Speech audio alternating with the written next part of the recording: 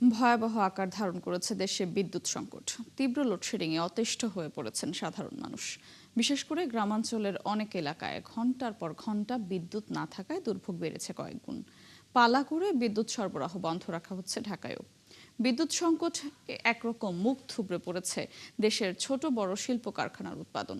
দীর্ঘ সময় বিদ্যুৎ না থাকায় ব্যাহত হচ্ছে কারখানার কার্যক্রম, তৈরি হচ্ছে উৎপাদন ও কর্মসংস্থান নিয়ে অনিশ্চয়তা। বিদ্যুৎ সংকটের প্রভাব পড়েছে কৃষিতেও। সেচ কাজ ব্যাহত হওয়ায় উদ্বেগ বাড়ছে কৃষকদের মধ্যে। একই সঙ্গে গ্যাস ও বিদ্যুৎ সংকটে বাড়ছে শিল্প খাতের চাপ।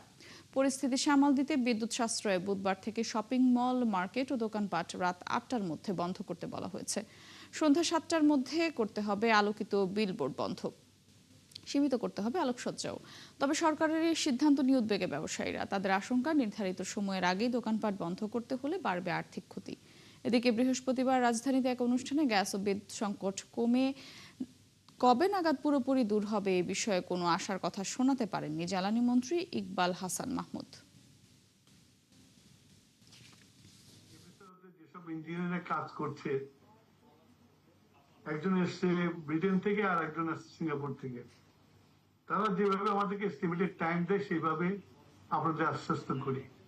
আপনারা যদি বলেন যে না ওইসব টাইম নিয়ে দিয়ে না, দেবো না, আমরা সারা পরে বলবো সারা হয়েছে।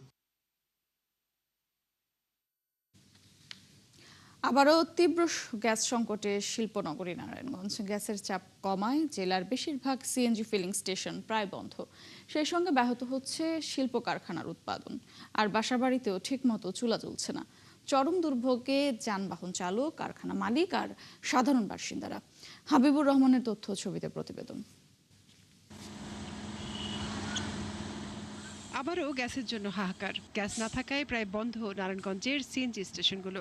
জেলার বিভিন্ন এলাকা ঘুরে দেখা গেছে ৩৩টি সিএনজি স্টেশনের কোথাও গ্যাস সরবরাহ নেই, কোথাও চাপ কম। ফলে ঘন্টার পর ঘন্টা অপেক্ষা করেও গ্যাস পাচ্ছেন না চালকরা।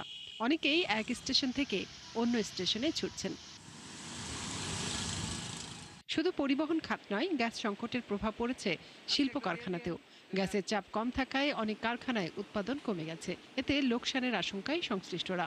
আমাদের যে যাত্রীর সময়টা, ওই সময় মতন আমরা গ্যাসটা পাইতেছি না। আমাদের এমন সময় আমরা গ্যাসটা পাই তো আমাদের পুরো রাস্তা থাকে খাইলা। মহাজন দাঁড়াই রয়েছে জমার লইগিয়া, আমরা জমা পাবো সকাল থেকে এই পর্যন্ত ১ টাকা ইনকাম করিনি। ছেলেমেয়ের পড়ালেখা আছে, স্কুল খরচা আছে, বাসার খরচা আছে, এগুলো তো পোষাইতে পারতেছি না। সকাল ৮টা বাজে আইসা এখন তো পাই নাই, এরপরও রাত ১২টা বাজে পাবো কিনা ওইটাও সন্দেহ। তবে সবচেয়ে বেশি দুর্ভোগে আছেন বাসাবাড়ির মানুষ। দিনের বেশিরভাগ সময় চুলায় গ্যাস না থাকায় রান্না করতে পারছেন না। সংশ্লিষ্টরা বলছেন, দ্রুত গ্যাসের চাপ স্বাভাবিক না হলে সংকট আরও তীব্র হতে পারে। আর আমাদের গ্যাসের সংকট যদি ২৩ তারিখের মধ্যে না হয়, যেটা একদম ফাইনালি প্ল্যাটফর্ম, তাহলে আমরা লাগাতার আমাদের স্টেশনগুলি বন্ধ করার জন্য আমরা চলে যাব। এক্ষেত্রে আমাদের আর কোনো কিছু করার বাকি থাকবে না। গ্যাস সংকটে বিপর্যস্ত নারায়ণগঞ্জের পরিবহন, শিল্প ও জনজীবন। দ্রুত কার্যকর ব্যবস্থা নেওয়ার আবেদন গ্রাহকদের। মনিরা কাজুরি, ৭১। দর্শক, যেমনটি জানাচ্ছিলাম যে সারা দেশেই কিন্তু তীব্র গ্যাস সংকট এবং লোডশেডিং এর কবলে পড়ে আছে। আমরা একটু গ্যাস সংকট ও লোডশেডিং এর বিষয়ে আরো জানতে চাই। আমরা প্রথমে যেতে চাই কুমিল্লায়। সেখানে এই যে ধীরে তীব্র ঘন ঘন লোডশেডিং এ যে বেসিক শিল্পনগরীর উৎপাদন স্থবির হয়ে পড়েছে, সে খবর জানাবেন কাজী এনামুল হক, এবং এর পরে আমরা যাব নারায়ণগঞ্জে। সেখানে ফিলিং স্টেশনগুলোর খবর জানাবেন আমাদের সহকর্মী হাবিবুর রহমান। শুরুতে যেতে চাই এনামুল হকের কাছে।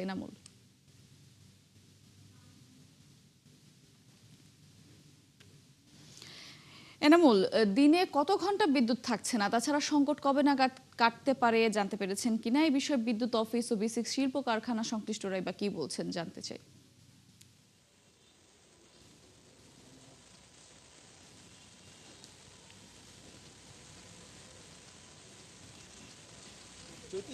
বিদ্যুৎ বিভাগ বলছে যে ৩৫ মেগাওয়াট বিদ্যুৎ ঘাটতি রয়েছে কুমিল্লা নগরে, এবং কুমিল্লা জোনে ঘাটতি রয়েছে ২০০ মেগাওয়াট বিদ্যুৎ। বিদ্যুৎ বিভাগ বলছে জাতীয় গ্রিডে বিদ্যুৎ সরবরাহ যদি বাড়ে তাহলে এই সমস্যার সমাধান হবে। না হয় কিন্তু এই সমস্যা থেকে যাবে। তবে কুমিল্লার নগরের বিষয়টি একটু ভিন্ন রয়েছে। ত্রিপুরা থেকে কুমিল্লার নগরে 160 মেগাওয়াট বিদ্যুৎ আসার কথা থাকলেও 80 থেকে 100 মেগাওয়াট বিদ্যুৎ আসছে। তার জন্যই প্রতিদিন গেল 15 দিন ধরে ঘাটতি রয়ে গেছে 40 মেগাওয়াট। আর এই 40 মেগাওয়াট ঘাটতির জন্যে কিন্তু শিল্প কলকারখানা, সরকারি হাসপাতাল এবং কুমিল্লার জনজীবন এক প্রকার বিপর্যয় হয়ে পড়েছে। এবং শিল্প কারখানার মালিক শ্রমিকরা বলছেন যে উৎপাদন ব্যাহত হচ্ছে, তারা ঠিকমতো রপ্তানি কার্যক্রম চালাতে পারছেন না, শিপমেন্টগুলো ক্যান্সেল হচ্ছে এবং এতে করে তাদের ব্যাংক ঋণ করা লোকসান গুনতে হচ্ছে কোটি টাকার মতো। এবং গেল 15 দিনে যেই উৎপাদন ব্যাহত হয়েছে সেই কারণে কিন্তু আগামী দিনগুলোতে কারখানাগুলো বন্ধ করে দেওয়ার মতো সিদ্ধান্ত তারা নিতে পারেন। তবে বিদ্যুৎ বিভাগ বলছেন যে আলাদাভাবে কুমিল্লার শিল্প নগরীতে বিসিক শিল্প এলাকায় আলাদাভাবে একটি লাইন দেওয়া সংযোগের পরিকল্পনা তারা করছেন, সেই লক্ষ্যে তারা কাজ করছেন। তবে কুমিল্লা জোনের যে বিষয়টি, কুমিল্লা, চাঁদপুর, বিবাড়িয়া, নোয়াখালী, লক্ষ্মীপুর সেই জায়গা থেকে প্রায় 200 মেগাওয়াট বিদ্যুৎ ঘাটতি রয়েছে জাতীয় গ্রিড থেকে। জাতীয় গ্রিডে যতটুকু পর্যন্ত চাহিদা আছে, চাহিদা অনুযায়ী বিদ্যুৎ কিন্তু সরবরাহ করতে পারছে না বিদ্যুৎ বিভাগ। জাতীয় গ্রিডের যখনই বিদ্যুৎ সঞ্চালন বাড়বে তখনই সেই সমস্যার সমাধান শেষ হবে বলে বলছেন। এদিকে কিন্তু শুধুমাত্র বিদ্যুৎ নয়, কুমিল্লায় কিন্তু নগর এবং জেলা জুড়ে গ্যাসের তীব্র সংকট রয়েছে। গেল 3 দিন যাবৎ বাকরাবাদ কোনো প্রকার নোটিশ ছাড়াই কিন্তু সেই গ্যাসের সরবরাহ বন্ধ রয়েছে। রাতের বেলায় মিটমিট করে জ্বলে, সেই জায়গায় রান্নার কাজ পর্যন্ত সম্পাদন হয় না। তো সেই জায়গা দিক দিয়ে বাকরাবাদের যে অনোটিশকৃত যে সমস্যা, সেই সমাধানের জন্য মানুষের মধ্যে এক প্রকার কাজ করছে। এবং শুধুমাত্র বাসাবাড়ি নয়। এনামুল, আপনি থাকবেন, আপনার সঙ্গে যুক্ত হব পরবর্তীতে আবারও। আমরা একটু এবার নারায়ণগঞ্জে যেতে চাই হাবিবুর রহমানের কাছে। হাবিব, গ্যাস সংকটের বিষয়ে নারায়ণগঞ্জ ফিলিং স্টেশন ও শিল্প কারখানা সংশ্লিষ্টরা আসলে কি বলছেন? শিল্প কারখানার উৎপাদন ঠিক রাখতে বিকল্প কোনো ব্যবস্থা নেওয়া হয়েছে কিনা, এই বিষয়ে বিস্তারিত জানতে চাই। শিল্প কারখানার বিকল্প জ্বালানিটা একটু ব্যয়বহুল এবং সেটা সময় সাপেক্ষ ব্যাপার। এটা অনেক প্রতিষ্ঠানে অনেক আগে থেকে করেছে, তারা হয়তো কোনোভাবে একদিকে থাকার চেষ্টা করছে, কিন্তু মোটের উপর যদি বলতে হয় নারায়ণগঞ্জে প্রায় ছোট বড় মিলিয়ে 2 লক্ষ শিল্প প্রতিষ্ঠান রয়েছে যারা সরাসরি অর্থনীতির উপরে এর প্রভাব পড়ছে বলে আমাদেরকে বিকেএমই সূত্রে জানিয়েছে। কারণটা হচ্ছে মাঝারি, ক্ষুদ্র এবং বড় যে শিল্প প্রতিষ্ঠান আছে এরা যেই মানুষ যেই জ্বালানি সংকটের কারণে যে ধরনের সমস্যায় পড়ছে, এই সমস্যা সমাধানের জন্য শুধুমাত্র গ্যাস যদি জরুরি ভিত্তিতে না আসে তাহলে এটা একটা বড় ধরনের প্রভাব পড়তে পারে বলে তারা আমাদেরকে জানিয়েছেন। পাশাপাশি বিদ্যুতের একটা নতুন ঘাটতি তৈরি হয়েছে। এর বাইরে যে সিএনজি স্টেশনগুলো বন্ধ হয়েছে, বাসাবাড়িতে গ্যাসের সংকট, সামগ্রিকভাবে একটা খুব চাপের মধ্যে আছে। আমরা একটু কথা বলি। আপনি তো গ্যাসের জন্য আসছেন সিএনজি স্টেশনে, কখন আসছেন? আমি পরশুদিন আসছি, পরশুদিন সকালে আসছি, কালকে সারা রাতে ছিলাম, আজকে সারা রাতে ছিলাম এবং এখনো পাম্পে আছি। আমার বাড়ি মুন্সিগঞ্জ। এই গ্যাসের অভাবে আছে 3-4 দিন যাবত এই অবস্থা। এভাবে চললে তো আমরা নিজেরা চলতে পারবো না, দেশের পরিস্থিতি আরো ভয়ানক অবস্থায় দাঁড়াবে। ওকে মোটুসি, সিএনজি পাম্প, শিল্প কারখানা, বাসাবাড়ি, সামগ্রিকভাবে সব জায়গায় জ্বালানি সংকটের কারণে যে বড় একটা প্রভাব পড়তে যাচ্ছে এটা কিন্তু একেবারেই স্পষ্ট হয়ে উঠছে। এই সমস্যার সমাধান ব্যবসায়ীরা দ্রুতই চান। নারায়ণগঞ্জ চেম্বার এবং বিকেএমই বিজিএমই থেকে এমনটা বলা হয়েছে। এই ছিল নারায়ণগঞ্জ থেকে মোটুসি আমার কাছে। ধন্যবাদ হাবিব আপনাকে। দর্শক, নারায়ণগঞ্জ থেকে গ্যাস সংকটের খবর জানাচ্ছিলেন সহকর্মী হাবিবুর রহমান। তার আগে কুমিল্লা থেকে বিদ্যুৎ সংকটের খবর জানাচ্ছিলেন সহকর্মী এনামুল হক। সাংবাদিকতার কোনো প্রাতিষ্ঠানিক পরিচয় নেই, অথচ বিভিন্ন অনুষ্ঠান ও সংবাদ সম্মেলনে উপস্থিত হয়ে বিশৃঙ্খলার অভিযোগ রয়েছে অনেকের বিরুদ্ধে। কেউ আবার ফেসবুক কিংবা ইউটিউব চ্যানেল খুলেই সাংবাদিক হিসেবে পরিচয় দিচ্ছেন। এতে একদিকে যেমন পেশাদারদের কাজে সমস্যা হচ্ছে, তেমনি সাংবাদিকতা নিয়েও তৈরি হচ্ছে নানা প্রশ্ন। সবুজ মাহমুদের প্রতিবেদন।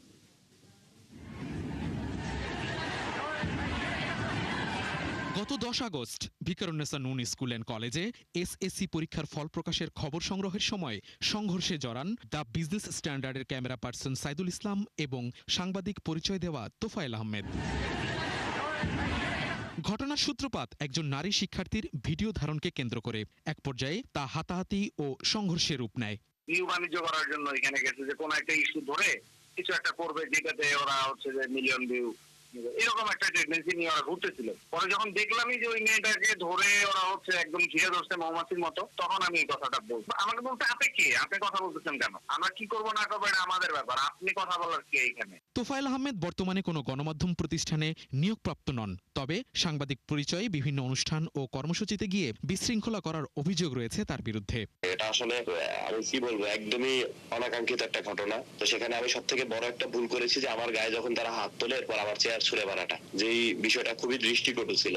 শুধু এই ঘটনাই নয়, বিভিন্ন সংবাদ সম্মেলন ও অনুষ্ঠানে আমন্ত্রিত সাংবাদিকদের পাশাপাশি মোবাইল ফোন বা ক্যামেরা হাতে অনেককেই সাংবাদিক পরিচয় দিতে দেখা যায়। অনেকেই ফেসবুক পেজ কিংবা ইউটিউব চ্যানেল খুলে নিজেদের সাংবাদিক হিসেবে পরিচয় দিচ্ছেন। কিন্তু এসব প্ল্যাটফর্মের অনেকগুলোরই নেই নির্দিষ্ট সম্পাদকীয় কাঠামো, প্রাতিষ্ঠানিক জবাবদিহিতা কিংবা পেশাগত নীতিমালা। ফলে সাংবাদিকতার মান, যোগ্যতা ও দায়িত্বশীলতা নিয়েও প্রশ্ন উঠেছে। ব্ল্যাকমেইলিং এর একটা বড় জায়গা হয়ে দাঁড়িয়েছে। এই সংকট কাটাতে সাংবাদিকদের প্রাতিষ্ঠানিক পরিচয় ও নিবন্ধনের প্রয়োজনীয়তার কথা বলছেন সাংবাদিক নেতারা। নিজের নিজের কার্ড বানিয়ে আনেন দোকান থেকে, বানিয়ে এনে সাংবাদিক সেজে যান। এদের মূল কাজ হলো বিভিন্ন জায়গায় চাঁদাবাজি করা, এবং এক্ষেত্রে অনেকে চরিত্র হনন করেন। চরিত্র হননে তার কাছে যায়, ঠিক আছে ভিডিওটা আমি ডিলিট করে দিব, আমাকে টাকা দিতে হবে। আজকে সবচেয়ে বেশি প্রয়োজন হয়ে দাঁড়িয়েছে কে সাংবাদিক না সেটা নির্ধারণ করা, অর্থাৎ সাংবাদিককে সেটা নির্ধারণ করে দেওয়া। আমরা সরকারকে বলেছি একটা সাংবাদিক পক্ষের সাংবাদিকরা তাদের একটা নিবন্ধন তৈরি করার জন্য, তাদের তালিকা তৈরি করার জন্য। তবে শুধু সাংবাদিকদের পরিচয় নিশ্চিত করাই নয়, গণমাধ্যম প্রতিষ্ঠানের নিবন্ধন ও কার্যক্রমেও যথাযথ তদারকির প্রয়োজন বলে মনে করেন পেশাদার সাংবাদিকরা। কারণ নামধারী সাংবাদিকদের ভিড়ে অনেক সময় সংবাদ সংগ্রহ, ছবি তোলা কিংবা ঘটনাস্থলে কাজ করতেই বিড়ম্বনায় পড়ছেন অনেক গণমাধ্যম কর্মীরা। যে অনুমতি দিচ্ছেন পত্রিকাগুলোর বা অনলাইনগুলোর, সেই অনলাইনটা সঠিকভাবে ব্যবহৃত হচ্ছে কিনা, আর যে অনলাইন হয়তো নিবন্ধনও না সে ভালো করতেছে, তো আমাদের তো তখন দায়িত্ব পড়ে যাবে যে মানে সরকারের তখন ওই প্রতিষ্ঠানটিকে সামনের দিকে নিয়ে আসা, এবং যে প্রতিষ্ঠানটা ফল্ট করতেছে বা সাংবাদিকতাই করতেছে না বা অন্য কোনো কাজে ব্যবহার করছে সেটাকে বন্ধ করে দেওয়া। এই চিন্তাটা না করতে পারলে আমরা আগাতে পারবো। তবে অনিবন্ধিত হলেই সব গণমাধ্যমকে একইভাবে দেখার সুযোগ নেই। অনেক অনিবন্ধিত ও ইন্টারনেট ভিত্তিক সংবাদ মাধ্যমও নীতি, নৈতিকতা ও পেশাদারিত্বের সাথে কাজ করে যাচ্ছে। তাই সামাজিক যোগাযোগ মাধ্যম ও ইন্টারনেট ভিত্তিক এসব গণমাধ্যমকে একটি নীতিমালার আওতায় আনার উদ্যোগের কথা জানিয়েছেন তথ্যমন্ত্রী। এখনো জবাবদিহিতায় আনার মতো কোনো প্রযুক্তিগত কোনো অবস্থান আমরা এখনো নিতে পারিনি। এই সমস্যাটা শুধু আমাদের না, সমস্যাটা এই মুহূর্তে সারা পৃথিবীব্যাপী এই সমস্যাটা চলছে। এই ধরনের প্ল্যাটফর্মের মূল নিয়ন্ত্রণকর্তা হচ্ছে টেক জায়ান্ট। ভাসমান মিডিয়াকে কিভাবে মোকাবেলা করা যায়, কমব্যাট করা যায়, সেটার জন্য আমরা টেক জায়ান্টের সঙ্গে কথা বলা সহ অন্যান্য স্টেকহোল্ডারদের সঙ্গে মত বিনিময় করব। বারবার আলোচনা হলেও গণমাধ্যমে সংস্কারের ছোঁয়া লাগেনি এখনো। সবুজ মাহমুদ, ৭১, ঢাকা। ব্যবসায়ীদের শীর্ষ সংগঠন federation of Bangladesh chambers of commerce and industries FBCCI এর নির্বাচন নির্ধারিত সময় শেষ করতে চান প্রশাসক মোহাম্মদ ফজলুল হক। ৭১কে তিনি জানান, ভালো ও যোগ্য লোক যেন ভোটে অংশ নেন সেই চেষ্টাই থাকবে, আর নির্বাচনটি হবে পেশি শক্তি ও টাকার প্রভাব মুক্ত। জাহিদুল ইসলামের প্রতিবেদন। প্রায় ৩ কোটি ব্যবসায়ীদের অভিভাবক সংগঠন FBCCI জুলাই গণঅভ্যুত্থানের পর এর প্রেসিডেন্ট মাহবুবুল আলম পদত্যাগ করলে সংগঠনটি হয়ে পড়ে নেতৃত্ব শূন্য। এরপর ২ দফা প্রশাসক বসিয়েও FBCCI এ ভোট করানো যায়নি। মাঝে হয়েছে কিছু মামলা, সদস্যরা হয়ে পড়েন বিভক্ত। এরপর সরকারি আমলার পরিবর্তে গেল ২ আগস্ট BKM এর সাবেক প্রেসিডেন্ট মোহাম্মদ ফজলুল হককে প্রশাসক হিসেবে নিয়োগ দিয়েছে সরকার। ভোটাররা বলছেন, একজন ব্যবসায়ী নেতা প্রশাসক হওয়ায় নির্ধারিত সময়ের মধ্যেই FBCCI-তে ভালো নির্বাচন নিয়ে তারা আশাবাদী। সকল পক্ষের সাথে মিলে মামলাগুলোকে উইথড্র করে তারপরে একটি সুন্দর, সকল কাছে গ্রহণযোগ্য একটি নির্বাচন বোর্ড তৈরি করা এবং সেটা আপনার তফসিল দেওয়া। অল্প দিনের মধ্যে উনি একটা নিরপেক্ষ অবাধ নির্বাচন দিয়ে FBCCI-র একটা সুন্দর পরিবেশ গঠন করে দিয়ে যাবে ইনশাআল্লাহ। প্রশাসক বলছেন, নিয়োগপত্রের নির্দেশিত ১২০ দিনের মধ্যে তিনি নির্বাচন দিতে চান। টিও রুলসের যে ঝামেলাটা আছে সেটা শেষ করতে হবে, এবং টিও রুলসের ঝামেলাটা আমার হাতে না, এটার সঙ্গে মন্ত্রণালয় জড়িত আছে, এবং এটার সঙ্গে অংশীজন যারা আছে, মানে আমরা যারা স্টেক হোল্ডার বলি, স্টেক হোল্ডারদের মতামতের বিষয়টা আছে। যদি এইটা আমরা আগামী ১৫ দিনের ভিতরে সম্পূর্ণ করে ফেলতে পারি, ১২০ দিনের ভিতরে ইলেকশন না হওয়ার কোনো রকম কোনো সম্ভাবনা নাই। এরই মাঝে 16 সদস্যের সহায়ক কমিটিও গঠন করেছেন প্রশাসক। নির্বাচনের পরিবেশটা এরকম তৈরি করা যাতে ভালো লোকগুলি নির্বাচন করতে উৎসাহী হয়, নির্বাচনের পরিবেশটা যেন মানে পরিচ্ছন্ন থাকে, যে অল্প টাকায় আপনি একটা নির্বাচন করতে পারেন তাহলেই অনেক ভালো প্রার্থী নির্বাচনে আসবে। আর নইলে কিন্তু অনেক ভালো প্রার্থী তাদের আর্থিক যোগ্যতা এবং যৌক্তিকতা, এত টাকা খরচ করার যৌক্তিকতা কি, ওই কারণে অনেক হয়তো আসবে না। তবে এফবিসিসিআই এর সাবেক এই সভাপতি মনে করেন সুষ্ঠু ভোট হওয়ার বিষয়টি নির্ভর করে নির্বাচন পরিচালনা বোর্ডের সদস্যদের নিরপেক্ষতার উপর। এমন ব্যক্তিদের নির্বাচন বোর্ডে নিতে হবে যারা সবার কাছে গ্রহণযোগ্য আর কি, বিতর্কিত না হয়, এরকম লোক দিয়ে যদি করা যায় এবং তাদের যদি বলিষ্ঠতা থাকে তাহলে নির্বাচন সুষ্ঠু না হওয়ার কোনো কারণ নেই। বাংলাদেশে থাকা বিদেশি বাণিজ্য সংগঠন ছাড়া বাকি চেম্বার এবং অ্যাসোসিয়েশন এফবিসিসিআই এর অন্তর্ভুক্ত। জাহিদুল ইসলাম, ৭১, ঢাকা। দর্শক, চলছে সংবাদ সংযোগ, সরাসরি সংবাদ অনুষ্ঠান দেখতে চোখ রাখুন ৭১ ফেসবুক পেজ এবং সাবস্ক্রাইব করুন ৭১ ইউটিউব চ্যানেল। থাকুন ৭১-এর সাথেই।